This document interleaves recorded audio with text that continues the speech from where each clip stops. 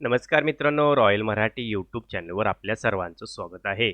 मित्रांनो बघा, आजच्या व्हिडिओमध्ये आपण आर-आर-बी सेक्शन कंट्रोलर पदाची भरती भारतीय रेल्वेतर्फे घोषित करण्यात आलेली असून याची संपूर्ण माहिती आपण आता या व्हिडिओमध्ये पाहणार आहोत. तर मित्रांनो चला व्हिडिओ स्टार्ट करूया. त्याच्या अगोदर बघा, चॅनलवर नवीन असाल तर चॅनलला सबस्क्राईब आणि व्हिडिओ लाईक करायला विसरू नका. सरकारी नोकरीची संपूर्ण माहिती आपल्याला या व्हिडिओच्या चॅनलच्या माध्यमातून भेटत असते. तर बघा, काय म्हटलेलं आहे आता या जाहिरातीमध्ये, भारतीय रेल्वे इंडियन रेल्वेतर्फे आर-आर-बी सेक्शन कंट्रोलर पदाची इथं भरती घोषित करण्यात आली आहे. तर यामध्ये बघा टोटल 119 जागा असून एज लिमिट इथं देण्यात आले आहे आणि last date of application is 14 August, 14 ऑगस्टला इथं आपल्याला अप्लिकेशन करायचं आहे. आता रिक्वायरमेंटचा ओव्हरव्ह्यू बघून घेऊया. इंडियन रेल्वेतर्फे भरती असून ही ॲडव्हर्टाइज नंबर सुद्धा इथं आपण रेफर करू शकता.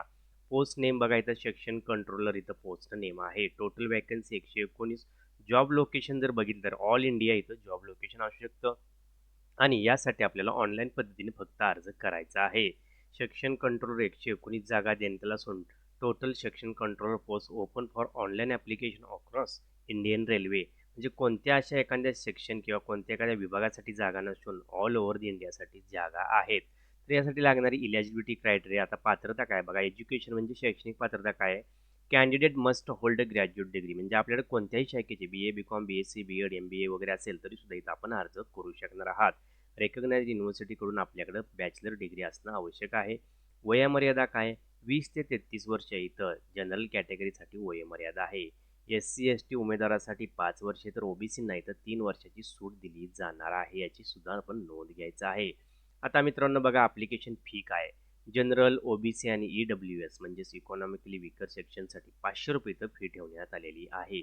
SC ST असेल, एक्स सर्व्हिसमेन, ट्रान्सजेंडर, EBC वुमेन असेल फक्त 250, म्हणजे कोणत्याही कॅटेगरीची महिला जर आपण ॲप्लिकेशन करत असाल तर फक्त 250 रुपये इथं आपल्याला इथं एक्झाम फी ठेवण्यात आलेली आहे.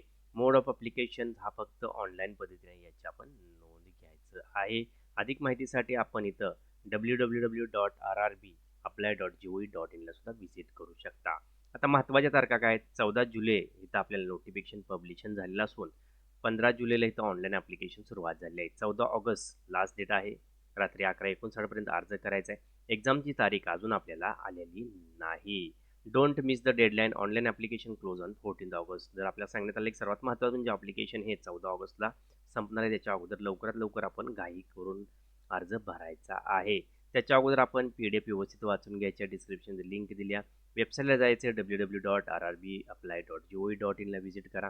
वेबसाईट वाचा, नंतर व्यवस्थित PDF वाचून घ्या आणि व्यवस्थित आपण लागणारी माहिती जसं सिग्नेचर असेल, फोटो असेल आणि इतर कागदपत्रे व्यवस्थित अपलोड करायची आणि त्यानुसारच आपण अर्ज करायचा आहे.